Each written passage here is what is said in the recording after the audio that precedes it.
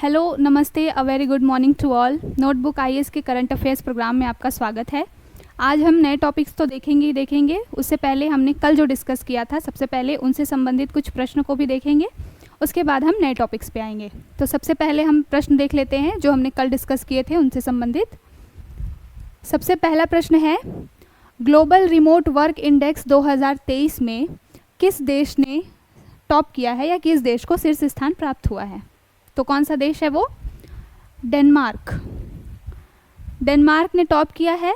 अंतिम स्थान पर अंगोला, अफ्रीकी महाद्वीप का एक देश। भारत को इसमें कौन सा पोजीशन प्राप्त हुआ है? तो भारत को 64th रैंक प्राप्त हुई है। ग्लोबल रिमोट वर्क इंडेक्स में भारत को 64वां स्थान प्राप्त हुआ है। टॉप किया है डेनमार्क ने और अंतिम स्थान पर रहा अंगोला। चलिए अब अगला प्रश्न देखते हैं कि भारत की पहली क्षेत्रीय रैपिड रेल का क्या नाम है? तो भारत की पहली क्षेत्रीय रैपिड रेल का क्या नाम है? ऑप्शन है आपके वंदे भारत, नमो रैपिड या वंदे शक्ति। तो भारत की पहली क्षेत्रीय रैपिड रेल का क्या नाम है? नमो भारत। अब आगे बढ़ते हैं, अगला प्रश्न देखते हैं। अगला प्रश्न है, राष्ट्रीय सांख्यिकी दिवस कब मनाया जाता है? ऑप्शन आपको पहले ही दिखाई दे रहा है। तो राष्ट्रीय सांख्यिकी दिवस कब मनाया जाता है? 29 जून को। कल जो हमने टॉपिक डिस्कस किया था वो विश्व सांख्यिकी दिवस किया था, लेकिन हम यहाँ पर चर्चा कर रहे हैं राष्ट्रीय सांख्यिकी दिवस की, क्योंकि मैंने कल जब टॉपिक डिस्कस किया था तो विश्व सांख्यिकी दिवस के साथ साथ राष्ट्रीय सांख्यिकी दिवस के बारे में भी बताया था। तो वहीं से ये प्रश्न बना कि राष्ट्रीय सांख्यिकी दिवस कब मनाया जाता है? तो वह मनाया जाता है 29 जून को। और विश्व सांख्यिकी दिवस कब मनाया जाता है? तो वह मनाया जाता है 20 अक्टूबर को। चलिए अब अगला प्रश्न देखते हैं, अगले टॉपिक की तरफ चलते हैं। आज का टॉपिक क्या है? वर्ष 2023 के लिए सखारोव मानवाधिकार पुरस्कार। तो वर्ष 2023 के लिए सखारोव मानवाधिकार पुरस्कार किसे दिया गया है? तो यह दिया गया है महिसा अमीनी जी को। किसे दिया गया है? जीना महिसा अमीनी जी को। यह पुरस्कार इतना इम्पॉर्टेंट क्यों हो गया है? क्योंकि ये जो महिसा अमीनी जी हैं, यह 22 वर्षीय एक ईरानी महिला है। 22 वर्षीय ईरानी महिला होने के साथ साथ इनके साथ एक बहुत ही मुद्दा जुड़ा हुआ था। क्या मुद्दा था? कि इनकी पुलिस हिरासत में मृत्यु हो गई थी। कब हुई थी? 13 सितंबर 2022 में पुलिस हिरासत में जीना महिसा अमीनी जी की मृत्यु हो गई थी। क्यों, किस सिलसिले में? तो यह जो जीना महिसा अमीनी जी हैं वो हिजाब को लेकर के प्रोटेस्ट कर रही थी। ईरान में महिलाओं को हिजाब न पहनने को लेकर के ये प्रोटेस्ट कर रही थी और उसी प्रोटेस्ट में इनको हिरासत में लिया गया था और पुलिस की हिरासत में ही इनकी मृत्यु हो गई थी। इस कारण से ये बहुत ही ज़्यादा चर्चित हो गई थी तब, और अब उनको सखारोव मानवाधिकार पुरस्कार प्राप्त हुआ है। इसलिए इस साल का ये मोस्ट इम्पॉर्टेंट क्वेश्चन बन जाता है। अच्छा, जो इस पूरे प्रोटेस्ट में नारा एक दिया गया था, तो नारा क्या दिया गया था यह भी पूछ सकता है। तो नारा था महिला जीवन स्वतंत्रता, वुमेन लाइफ फ्रीडम। जो जीना महिसा अमीनी जी की मृत्यु हुई थी उस जिस आंदोलन के समय में हुई थी, जिस आंदोलन के कारण हुई थी, वो कौन सा? हिजाब आंदोलन था। और उस हिजाब आंदोलन में ये नारा लगाया गया था कि महिला जीवन स्वतंत्रता, ये उस नारे का स्लोगन था। अब देखते हैं इसी से संबंधित सखारोव मानवाधिकार पुरस्कार क्या है। तो सखारोव जो मानवाधिकार पुरस्कार है, यह यूरोपियन संघ का शीर्ष मानवाधिकार पुरस्कार है। किसका? यूरोपियन यूनियन जो है उसका शीर्ष मानवाधिकार पुरस्कार है। इसे कब स्टार्ट किया गया था? तो सबसे पहले 1988 में शुरुआत की गई थी। पहली बार किसे दिया गया था यह सखारोव मानवाधिकार पुरस्कार? तो नेल्सन मंडेला जी को और अनातोली मार्च को। इनको 1988 में पहला सखारोव पुरस्कार दिया गया था। अच्छा, पिछले साल 2022 में सखारोव पुरस्कार किसे दिया गया था? यह भी प्रश्न पूछा जा सकता है। तो पिछले साल यूक्रेनी लोगों को दिया गया था। यूक्रेनी लोगों को क्यों दिया गया था? क्योंकि जब रशिया और यूक्रेन का जो लगभग 1 साल से जो वॉर चल रहा है, 1 साल से ज़्यादा ही हो गया है, तो इसमें यूक्रेनी लोगों ने बहुत ज़्यादा हिम्मत दिखाया अपने मानवाधिकार को पाने के लिए, अपने मानवाधिकारों के संरक्षण के लिए यूक्रेनी लोगों ने बहुत ज़्यादा हिम्मत दिखाई। इसलिए जो ये सखारोव मानवाधिकार पुरस्कार 2022 जो है वो यूक्रेनी लोगों को दिया गया था। और इस साल का जो 2023 का जो मानवाधिकार पुरस्कार है वो किसे दिया गया है, तो 2023 का जो मानवाधिकार पुरस्कार है वो जीना महसा अमीनी, जो कि ईरान की एक महिला है, 22 वर्षीय महिला थी जिनका पुलिस हिरासत में मृत्यु हो गई थी, उन्हें इस साल का सखारोव पुरस्कार दिया गया है। अच्छा, यह पुरस्कार किसके नाम पर दिया जाता है, तो सोवियत जो थे, सोवियत संघ के भौतिक विज्ञानी और राजनीतिक आंद्रेई सखारोव, इनके सम्मान में ये जो सखारोव मानवाधिकार पुरस्कार दिया जाता है। तो किनके सम्मान में दिया जाता है, आंद्रेई सखारोव के सम्मान में। पुरस्कार राशि कितनी दी जाती है, तो 50,000 यूरो पुरस्कार राशि के रूप में दी जाती है। बहुत ही मोस्ट इम्पॉर्टेंट क्वेश्चन है ये भी। शांति का जो नोबेल पुरस्कार है वो किसे दिया गया है, तो नरगिस मोहम्मदी, कहाँ की ये महिला है, तो ईरान की ये महिला है जिनको शांति का नोबेल पुरस्कार दिया गया है। इस नोबेल पुरस्कार की शुरुआत कब हुई है, तो 1895 में जो अल्फ्रेड नोबेल जी थे उन्होंने अपने वसीयत में 5 नोबेल पुरस्कार को देने की बात कही थी। उसमें से ये एक शांति का नोबेल पुरस्कार भी शामिल था। ध्यान रखिएगा, उसमें अर्थशास्त्र का नोबेल पुरस्कार शामिल नहीं था। अर्थशास्त्र के जो नोबेल पुरस्कार है उसको 1969 में शामिल किया गया था। तो इस साल जो शांति का नोबेल पुरस्कार है वो किसे दिया गया है, नरगिस मोहम्मदी जी को दिया गया है, ईरान की महिला हैं। और ये टॉपिक मैं इसके साथ क्यों डिस्कस कर रही हूँ, एक तो यह अपने आप में ही इम्पॉर्टेंट है और दूसरा मैं इसलिए इसको डिस्कस कर रही हूँ क्योंकि जो जीना महिसा अमीनी जिस प्रोटेस्ट में जिनकी मृत्यु हुई थी, नरगिस मोहम्मदी भी उसी प्रोटेस्ट को लेकर के आगे बढ़ी थी और फिर उनको हिरासत में ले लिया गया था और फिलहाल ये ईरान की जेल में बंद हैं। नरगिस मोहम्मदी फ़िलहाल ईरान की जेल में बंद है और इन्हें इस साल का शांति का नोबेल पुरस्कार दिया गया है। मैंने बताया कि शांति के नोबेल पुरस्कार के बारे में कि दिया जाएगा, यह तो 1895 में इसके बारे में चर्चा की गई थी अल्फ्रेड नोबेल जी की अपनी वसीयत में। लेकिन पहला शांति का नोबेल पुरस्कार दिया कब गया था, तो पहला शांति का नोबेल पुरस्कार दिया गया था 10 दिसंबर 1901 में। किसको दिया गया था, तो हेनरी ड्यूनेट और फ्रेडरिक पेसी, इनको वर्ष 1901 में जो है शांति का नोबेल पुरस्कार दिया गया था। अच्छा, यहाँ पे जो 10 दिसंबर है, ये 10 दिसंबर का दिन भी इम्पॉर्टेंट है। एक अलग ही प्रश्न है, 10 दिसंबर को क्या मनाया जाता है, तो ह्यूमन राइट्स डे मनाया जाता है।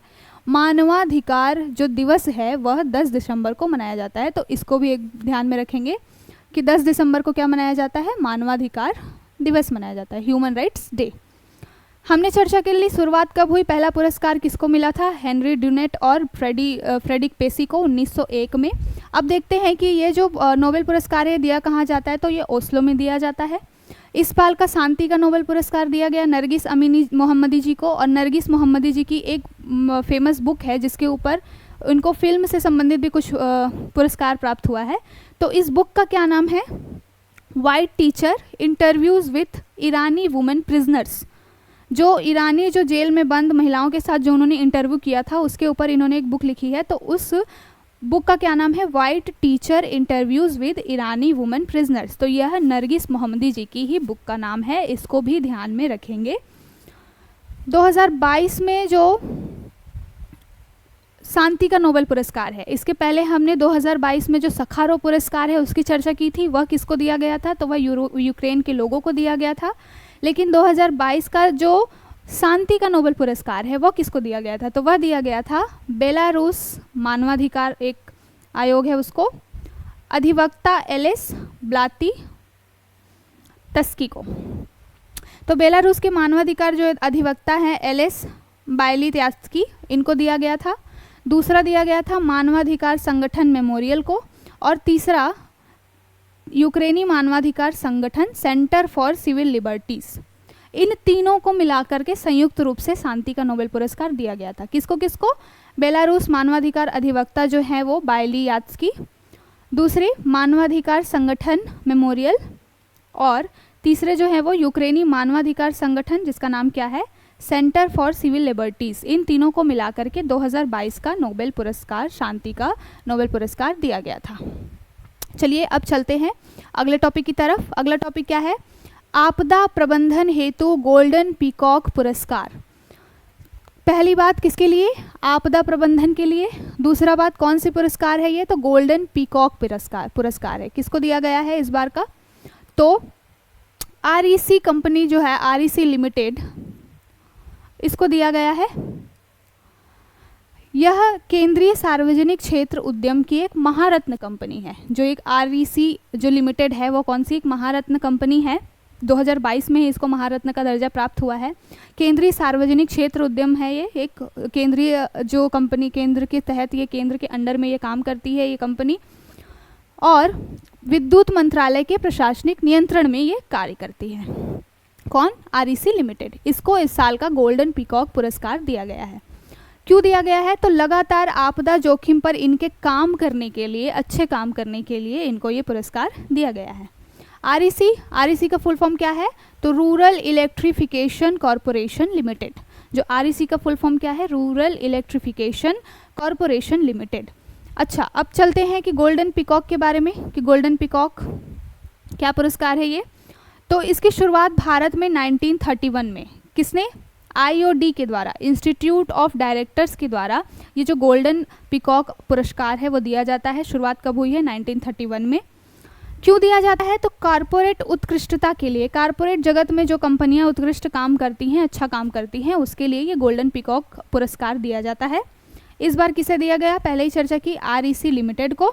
और REC लिमिटेड का चयन किस कंपनी ने किया? तो जो कमेटी है एक, REC कंपनी लिमिटेड को चयन करने के लिए, या किसे इस बार का गोल्डन पीकॉक पुरस्कार दिया जाएगा, इसका चयन करने के लिए एक कमेटी बनाई गई थी। कमेटी का क्या नाम था? पूर्व मुख्य न्यायाधीश जो MN चलैया जी हैं, उनकी अध्यक्षता में एक कमेटी बनाई गई थी, और उस कमेटी ने REC लिमिटेड को गोल्डन पीकॉक पुरस्कार देने का रिकमेंड किया। तो वेंकट चलैया जी की अध्यक्षता में कमेटी बनी थी जिसने REC लिमिटेड को गोल्डन पीकॉक अवार्ड प्रदान करने का निश्चित किया।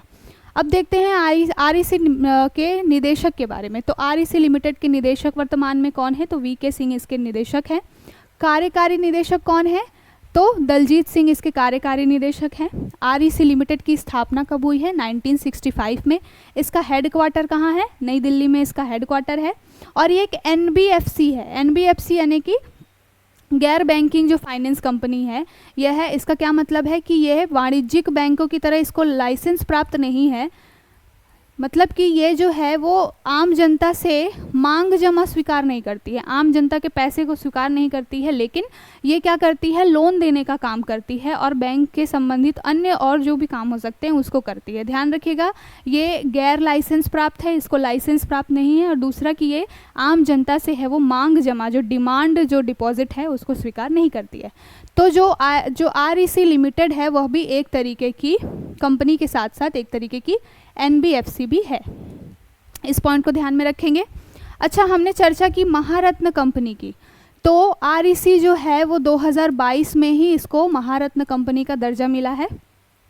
अब तक लगभग 13 महारत्न कंपनियां हैं, 14 नवरत्न कंपनियां हैं और 74 जो है वो मिनी रत्न कंपनियां हैं। जो लेटेस्ट ऐड हुआ है, 13वां जो महारत्न कंपनी बनाया गया है वो किसको बनाया गया है? OIL, जो ऑयल इंडिया है, इसको 13वां महारत्न कंपनी बनाया गया है। अब इसके बारे में देख लेते हैं कि महारत्न कंपनी होती कौन सी है, किस कंपनी को महारत्न का दर्जा दिया जाता है। तो लगातार 3 वर्षों में 5,000 करोड़ शुद्ध लाभ जिनका हो, लगातार 3 वर्षों में 5,000 करोड़ का शुद्ध लाभ होना चाहिए।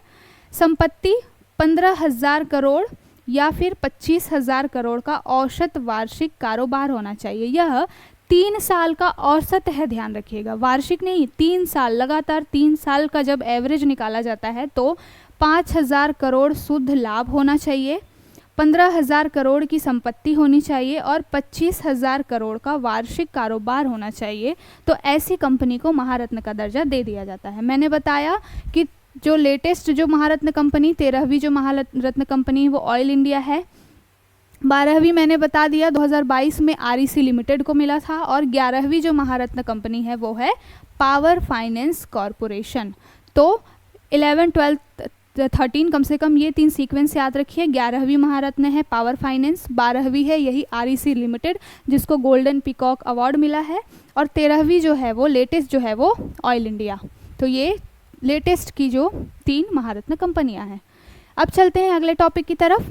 तो अगला टॉपिक है संयुक्त राष्ट्र के UNWTO विश्व पर्यटन संगठन के द्वारा भारतीय राज्य के गांव को सर्वश्रेष्ठ पर्यटन गांव का दर्जा दिया गया है। तो संयुक्त राष्ट्र के जो UNWTO है, जो विश्व पर्यटन संगठन है, उसके द्वारा भारतीय राज्य का एक गांव है जिसको कि सर्वश्रेष्ठ पर्यटन गांव का दर्जा दिया गया है।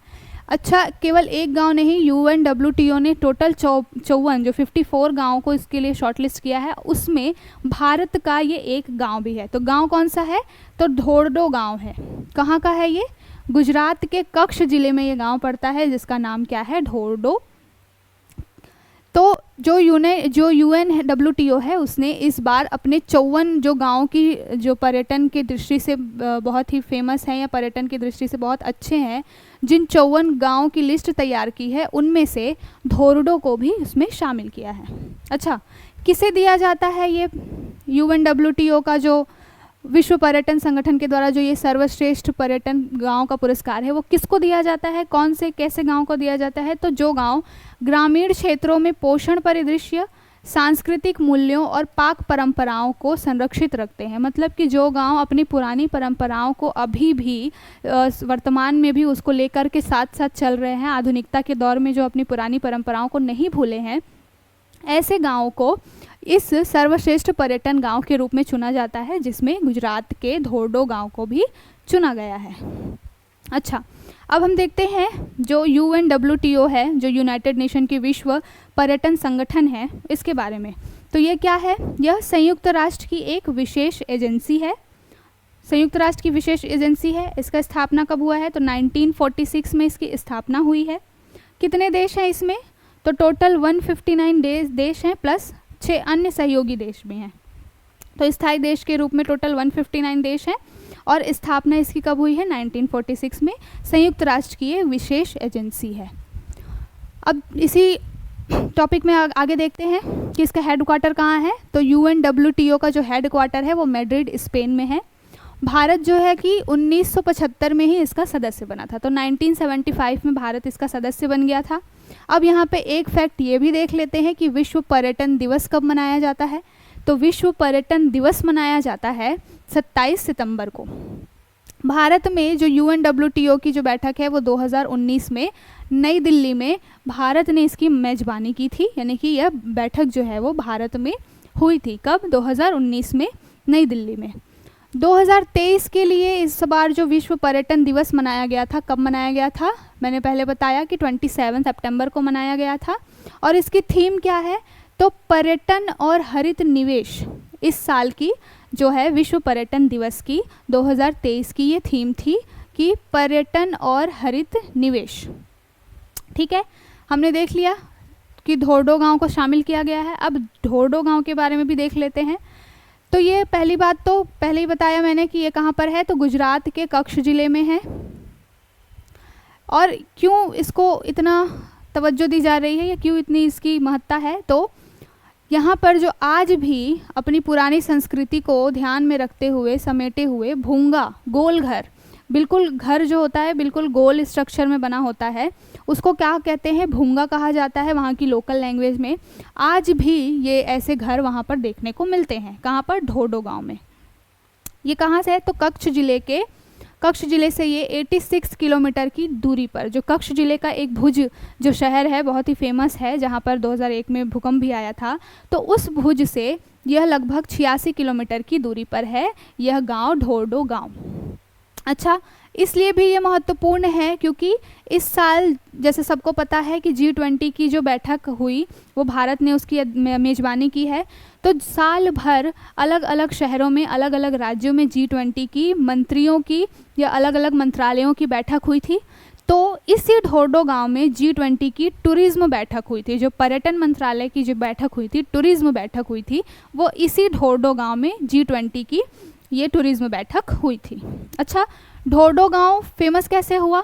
उसमें इतना सुधार कैसे आया कि उसको यूनाइटेड नेशन ने बिल्कुल अपने विश्व पर्यटन संगठन ने जो है वो सर्वश्रेष्ठ गांव का पुरस्कार दे दिया? तो इसकी कहानी है कि जो ढोरडो गांव के एक व्यक्ति हैं थे गुलबेग मियाँ। ये इनका एक सपना था कि जो ये जो कच्छ क्षेत्र है गुजरात का, वहाँ पे एक रण उत्सव मनाया जाना चाहिए। इनका एक सपना था, अनफॉर्चुनेटली ये इसको नहीं पूरा कर पाए। तो इनके जो बेटे हैं उन्होंने इस सपने को प्रधानमंत्री जी के सामने रखा। प्रधानमंत्री जी को किसी माध्यम से ये पहुंचाया कि मेरे पिताजी का सपना था कि इस क्षेत्र में रण उत्सव होना चाहिए।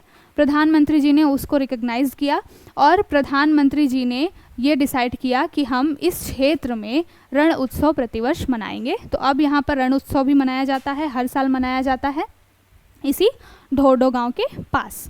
अच्छा, इसलिए भी एक इम्पॉर्टेंट है कि भारत पाकिस्तान की जो सीमा जहाँ से शुरू होती है, सफ़ेद रण का जो क्षेत्र है जहाँ पर नमक की बिल्कुल रेगिस्तान है, तो भारत पाकिस्तान की सीमा जहाँ पर शुरू होती है उसके जस्ट पहले ही ये ढोरडो गांव पड़ता है। तो इसलिए भी लोकेशन की दृष्टि से भी महत्वपूर्ण है, रण उत्सव मनाया जाता है इसलिए भी महत्वपूर्ण है, अपनी पुरानी संस्कृति को इसने अभी तक संजो कर रखा है इसलिए भी ये महत्वपूर्ण है, इसलिए ये टॉपिक भी हमारे लिए इम्पॉर्टेंट हो जाता है। चलिए अब अगला देखते हैं, मोस्ट इम्पॉर्टेंट कह लीजिए, क्योंकि ये बात हो रही है हमारे तिरंगे से संबंधित। क्या है न्यूज़, क्या है? तो पंजाब का अटारी बाघा सीमा पर, पंजाब की जो अटारी बाघा सीमा है जो भारत और पाकिस्तान की एक सीमा है, वहाँ पर जो है 418 फीट ऊंचा तिरंगा फहराया गया है। कितना फीट? 418 फीट। ये सबसे ऊंचा तिरंगा जो है कि वो भारत में फहराया गया है। अच्छा, कहाँ पर? हमने पहले देख लिया अटारी बाघा सीमा पर, अटारी बाघा बॉर्डर पर 418 फीट। इसके पहले 2017 में इसी स्थान पर 360 फीट का तिरंगा जो है वो लगाया गया था। और अब कितने फीट का? तो 418 फीट का।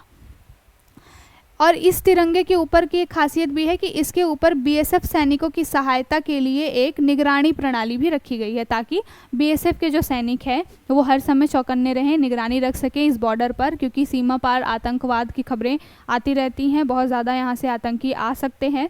तो इसकी निगरानी के लिए बीएसएफ के सैनिकों को सहायता देने के लिए इस तिरंगे के ऊपर में क्या लगाया गया है? एक निगरानी प्रणाली लगाई गई है। इससे संबंधित एक और न्यूज़ है कि इसी क्षेत्र के आसपास में लगभग अमृतसर से 40 किलोमीटर की दूरी पर जो है एक व्यास नदी पर अनोखा पुल बनाया गया है। अनोखा पुल क्यों कहा जा रहा है? क्योंकि ये कैप्सूल लिफ्ट पुल है। कहाँ बन रही है? व्यास नदी पर बन रही है। और इस पुल में स्वर्ण मंदिर के इतिहास और 10वें जो सिख गुरु गुरु गोविंद सिंह जी हैं उनके जीवन से संबंधित सारी कहानियों को इस पुल के ऊपर एक गलियारा बना है, कॉरिडोर बना है, जिसमें स्वर्ण मंदिर और 10वें सिख गुरु जी से संबंधित जो है वो पूरी कहानियाँ वहाँ पर होंगी। तो एक इसलिए भी ये टॉपिक इम्पॉर्टेंट है। अब देखते हैं आगे। भारत का सबसे ऊंचा राष्ट्रध्वज तो हमने देख लिया, कहाँ? 418 फीट। इसके बारे में थोड़ी सी और जानकारी लेते हैं। तो कहाँ पर लगाया गया है? अटारी बाघा बॉर्डर पर। किसका है ये? तो भारत पाकिस्तान को अलग करने वाली एक अंतर्राष्ट्रीय सीमा है, जैसा मैंने पहले बताया। इसका इम्पोर्टेंस इतना क्यों है? क्योंकि जब 1947 से ही, आज़ादी के समय से ही प्रवासियों के द्वारा भारत पाकिस्तान में आवागमन के लिए इस अटारी बाघा बॉर्डर का प्रयोग किया जा रहा है। तो मतलब 1947 से अब तक जो है भारत और पाकिस्तान के जो भी हैं नागरिक हैं वो आवागमन के लिए इस अटारी बाघा बॉर्डर का प्रयोग करते हैं। यहाँ पर एक बहुत ही ख़ास चीज़ होती है जो कि पर्यटकों के लिए बहुत ही आकर्षण का केंद्र होती है। ख़ास चीज़ क्या है कि यहाँ पर प्रतिदिन सैन्य समारोह आयोजित किया जाता है, जिसका नाम क्या है? Beating retreat border ceremony. जो बीटिंग रिट्रीट बॉर्डर सेरेमनी है, यहाँ पर भारत और पाकिस्तान दोनों ही देशों की तरफ से सैनिक आते हैं और वो अपना जो सैन्य समारोह होता है उसको पूरा कंडक्ट कराते हैं। यहाँ पर हर दिन इस बीटिंग रिट्रीट बॉर्डर सेरेमनी को देखने के लिए हर दिन बहुत बड़ी मात्रा में पर्यटक आते हैं। हम जब बात कर रहे हैं राष्ट्रध्वज की, तो राष्ट्रध्वज से संबंधित कुछ और फैक्ट भी देख लेते हैं जो हमेशा कहीं ना कहीं स्टेटमेंट के रूप में या किसी न किसी वन लाइनर के रूप में पूछा जाता है हर परीक्षा में। तो भारतीय ध्वज से संबंधित क्या है? 22 जुलाई 1947 में जो है वो भारतीय ध्वज जो है वो अंगीकृत किया गया था, अपनाया गया था किसने अपनाया था? तो संविधान सभा की बैठक में अपनाया गया था। कब अपनाया गया था? तो 22 जुलाई 1947। इसको ऐसे ध्यान रखेंगे कि 15 अगस्त 1947 में देश आज़ाद हुआ। अब जब देश आज़ाद होगा तो उसको प्रेजेंट करने के लिए, रिप्रेजेंट करने के लिए एक तिरंगा होना चाहिए। तो अगस्त से पहले जुलाई में ही 22 जुलाई को भारतीय ध्वज को अंगीकृत कर लिया गया था। इसकी डिज़ाइन किसने तैयार की थी? तो पिंगली वेंकैया जी ने इस भारतीय ध्वज की डिज़ाइन तैयार की थी। ध्वज की लंबाई और चौड़ाई के बारे में देख लेते हैं। अभी हाल ही में एक स्टेटमेंट के रूप में ये पूछा गया था, यूपीएससी के एग्ज़ाम में भी इसको पूछा गया था। तो ध्वज की लंबाई और चौड़ाई का रेशियो कितना है? तो 3:2, 3:2 का रेशियो है, और ये भारतीय ध्वज का लंबाई और चौड़ाई का रेशियो है। तो भारतीय ध्वज से संबंधित इतने सारे हमने टॉपिक्स और इतने सारे फैक्ट्स को हमने देखा। चलिए अब चलते हैं अगले टॉपिक की तरफ। अगला टॉपिक है कार्तिकेयन मुरली विश्व के नंबर 1 जो शतरंज खिलाड़ी हैं, कौन है? मैग्नस कार्लसन, उनको हराया है। और ऐसा करने वाले ये तीसरे भारतीय बन गए हैं। कौन? तो कार्तिकेयन मुरली जो हैं वो विश्व के नंबर 1 जो शतरंज खिलाड़ी मैग्नस कार्लसन को हराने वाले तीसरे भारतीय बन गए हैं। इसलिए ये नाम बहुत इम्पॉर्टेंट है। क्या? कार्तिकेयन मुरली। चलिए जानते हैं कार्तिकेयन मुरली जी के बारे में। तो कौन है ये? 24 वर्षीय एक शतरंज खिलाड़ी हैं। कहाँ के हैं? तो ये तमिलनाडु के तंजावुर क्षेत्र से आते हैं। किस फॉर्मेट में इन्होंने मैग्नस कार्लसन को हराया है? तो क्लासिकल चेस फॉर्मेट होती है शतरंज की, जो क्लासिकल चेस फॉर्मेट में इन्होंने मैग्नस कार्लसन को हराया है।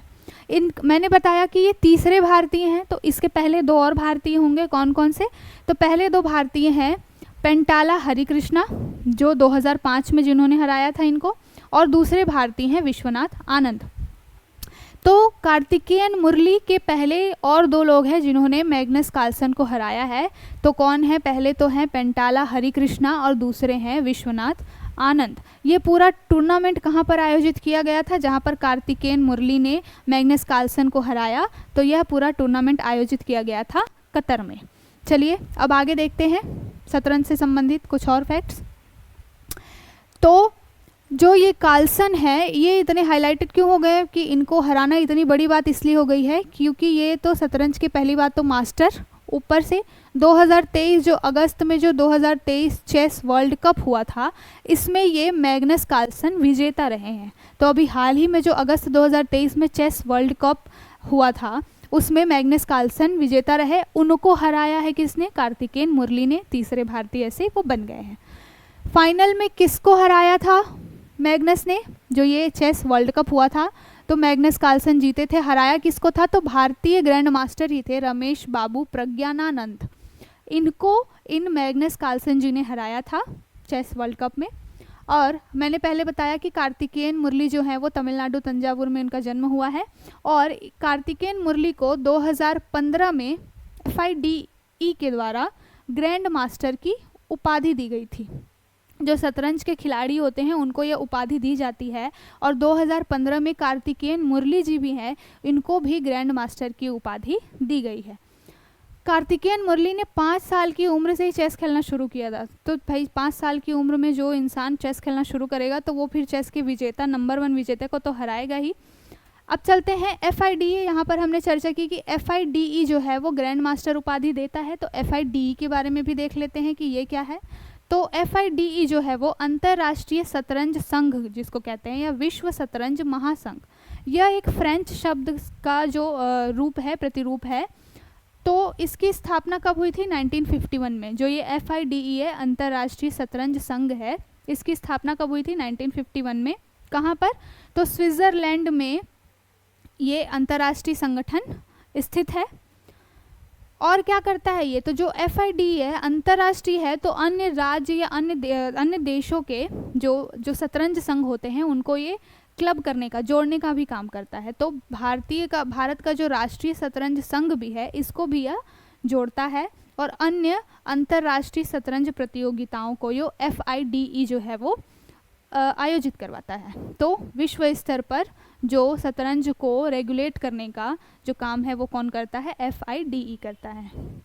अब देखते हैं, ये हमने देखा विश्व स्तर पर।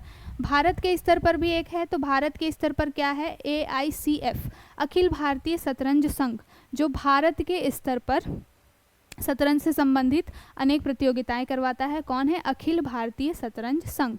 ये क्या है, FIDE से ही संबंधित एक निकाय है। जैसा मैंने बताया कि अंतर्राष्ट्रीय स्तर पर यह संघ है, तो ये क्या करता है, अन्य देशों के जो शतरंज संघ होते हैं उनको भी ये क्लब करने का, जोड़ने का काम करता है। तो अखिल भारतीय जो शतरंज संघ है वो भी FIDE का ही एक संबद्ध निकाय है। चलिए, इसके साथ साथ चेस से संबंधित एक और प्रश्न भी देख लेते हैं। पूछ सकता है कि चेस में भारत का वर्तमान में नंबर 1 खिलाड़ी कौन है। बहुत ही इम्पॉर्टेंट है ये भी फैक्ट। क्यों, क्योंकि लगातार लगभग 3 दशक के बाद जो विश्वनाथ आनंद जी को रिप्लेस करके जो D गुकेश जी हैं वो भारत के नंबर 1 खिलाड़ी बने हैं। तो चेस का जिसको भगवान माना जाता था विश्वनाथ आनंद, उनको रिप्लेस करके लगभग 3 दशक तक वो ऐसे भारत के नंबर 1 खिलाड़ी बने रहे। उनको रिप्लेस करके जो D गुकेश हैं उनको चेस में भारत का नंबर 1 खिलाड़ी बनाया गया या उनको ये उपाधि दी गई। तो D गुकेश भी चेस से संबंधित बहुत ही महत्वपूर्ण नाम हो जाते हैं हमारी परीक्षा की दृष्टि से। चलिए, अब अगला देखते हैं। अगला टॉपिक है अभियान चक्र 2। अभियान का नाम क्या है, चक्र 2। किसका अभियान है, तो CBI के द्वारा ये अभियान चलाया जा रहा है। चक्र 2 किसके द्वारा, CBI के द्वारा। किस लिए चलाया जा रहा है, तो साइबर क्राइम को रोकने के लिए यह पूरा अभियान चलाया जा रहा है। कितने राज्यों में, तो 11 राज्यों में और 76 जगह पर इस अभियान के तहत CBI ने छापेमारी की है। 11 राज्य कौन कौन से हैं, एक बार नज़र डाल लेते हैं। तो उत्तर प्रदेश, मध्य प्रदेश, कर्नाटक, केरल, तमिलनाडु, हरियाणा, पंजाब, बिहार, हिमाचल प्रदेश, वेस्ट बंगाल और दिल्ली।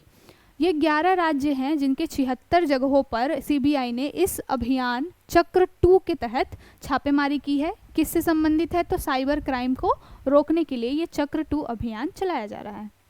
यह एक अंतर्देशीय अभियान है। अंतर्देशीय अभियान कहने का मतलब है कि ये सिर्फ एक देश तक सीमित नहीं है। जो CBI है वो अन्य देशों के जो साइबर सुरक्षा से संबंधित जो संगठन होते हैं या जो इन्वेस्टिगेशन एजेंसियां होती है उनके साथ भी ये कोलैब करते हैं, उनके साथ भी मिल करके ये क्या करते हैं, साइबर क्राइम को रोकने के लिए मुहिम चलाते हैं, साइबर क्राइम को रोकने का काम करते हैं। तो यह एक अंतर्देशीय अभियान है। इसमें बता दिया मैंने कि अन्य देशों की एजेंसियां भी इसमें सहयोग करती हैं, जिनमें कौन कौन है, तो USA की जो FBI है, जो शीर्ष इन्वेस्टिगेशन एजेंसी, साइबर क्राइम निदेशालय, इंटरपोल के बारे में अभी चर्चा करेंगे कि इंटरपोल क्या है, और UK के नेशनल क्राइम एजेंसी और सिंगापुर की पुलिस। ये सारे मिल करके जो अभियान चक्र 2 के तहत CBI की सहायता करते हैं। किस लिए, तो साइबर क्राइम को रोकने के लिए। अब हमने यहाँ पर एक टर्म देखा इंटरपोल के बारे में, तो आइए जानते हैं कि इंटरपोल क्या है। तो इंटरपोल जो है उसकी पहले तो स्थापना कब हुई है, 7 सितंबर 1923 में। कहाँ हुई है, वियना ऑस्ट्रिया में हुई है। कब हुई है, तो 1923 में। इंटरपोल जो है वो इंटरनेशनल पुलिस, इसका एक फुल फॉर्म है।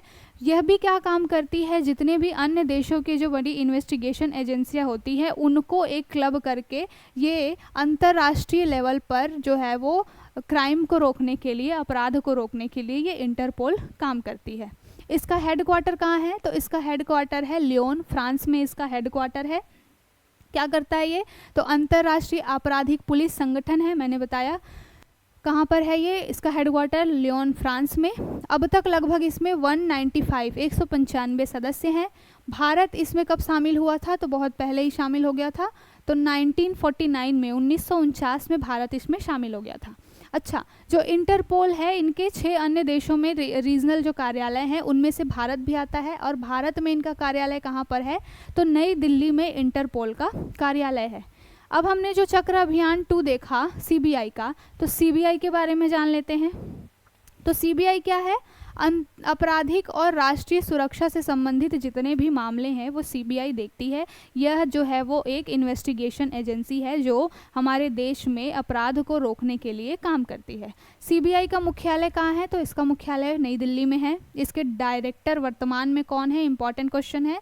वर्तमान में इनके डायरेक्टर जो हैं वो प्रवीण सूद जो हैं वो CBI के डायरेक्टर हैं। सीबीआई को कहाँ से अधिकार प्राप्त होते हैं कि वो इस तरीके के इन्वेस्टिगेशन करने के लिए और अपराध को रोकने के लिए काम करे? तो जो दिल्ली स्पेशल पुलिस इस्टेब्लिशमेंट अधिनियम है उसके 1946 के तहत जो है वो सीबीआई को ये अधिकार प्राप्त होता है कि वह इन्वेस्टिगेशन एजेंसी की तरह एक काम कर सके। किसके तहत?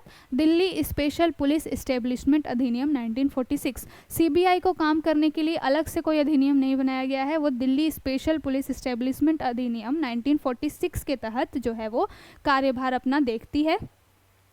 सीबीआई की अनुशंसा किसने की थी कि ऐसा कोई संगठन होना चाहिए? तो जो संथानम कमेटी जो है उन्होंने इसकी अनुशंसा की थी। ये संथानम कमेटी भी परीक्षा की दृष्टि से बहुत महत्वपूर्ण है। पूछा जाता है कई बारी कि सीबीआई को ये अधिकार देने के लिए सीबीआई से संबंधित अनुशंसा किसने दी थी? तो संथानम कमेटी ने सीबीआई से संबंधित अनुशंसा दी थी। सीबीआई की स्थापना कब हुई? तो 1963 में सीबीआई की स्थापना हुई है। किस मंत्रालय के अंतर्गत आता है? तो इसकी स्थापना तो गृह मंत्रालय ने एक क्या कहते हैं पत्र प्राप्त करके किया था, लेकिन भारत के जो कार्मिक पेंशन और लोक शिकायत मंत्रालय है उसके अंडर में वर्तमान में सीबीआई काम करता है। तो कार्मिक पेंशन और लोक शिकायत मंत्रालय के कार्मिक विभाग के अंदर में सीबीआई काम करता है। चलिए आगे बढ़ते हैं। आज के लिए इतना ही। अगर आपको हमारा जो पहल है, हमारी जो मुहिम है वो अच्छी लग रही है तो हमारे notebook IAS education for all channel के माध्यम से इस जो कंटेंट को ज़्यादा से ज़्यादा शेयर करें, लाइक करें और इस चैनल को सब्सक्राइब करें। हम यहाँ पर यूपीएससी और स्टेट पीएससी से संबंधित ऑनलाइन और ऑफलाइन दोनों क्लासेस चला रहे हैं, तो ज़्यादा से ज़्यादा आप इसमें जुड़े। Please do like, share and subscribe. Thank you.